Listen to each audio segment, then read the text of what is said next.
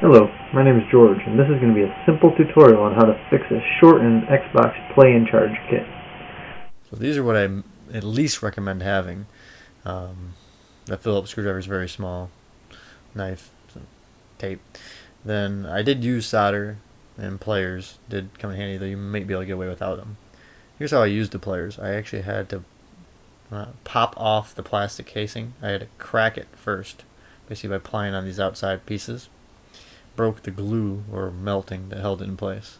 Then I took a sharp knife and popped it out. It does have its own downside. It did crack it, the case, so be careful with that.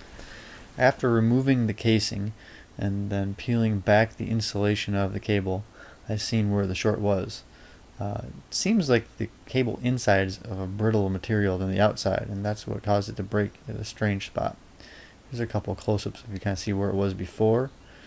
And then after this, I peel back the braided metal wire, and you can see inside here that there's a cable physically just broke right in half.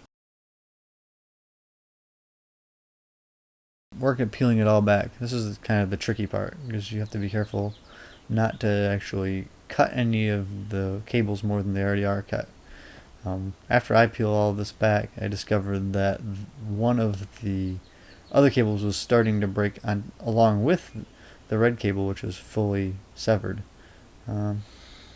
Again, I think it was due to their brittle material, though the red one did have blackened ends. I'm not sure, maybe from arcing after it broke.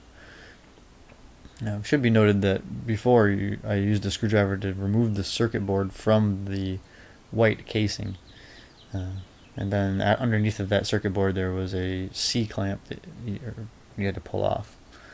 Here it is, fully exposed. You can easily see the red cable is fully severed. You can see a little nick in that black one.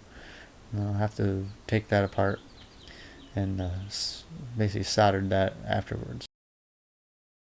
I'm showing you that after you braided them together, I put them on this wood and then I soldered them together using the electrical tape to separate things.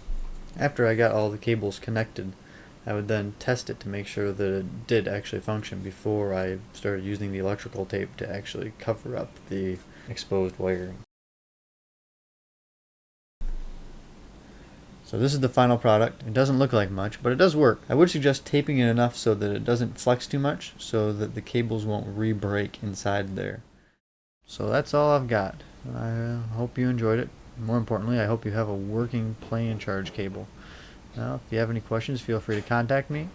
Thanks for watching.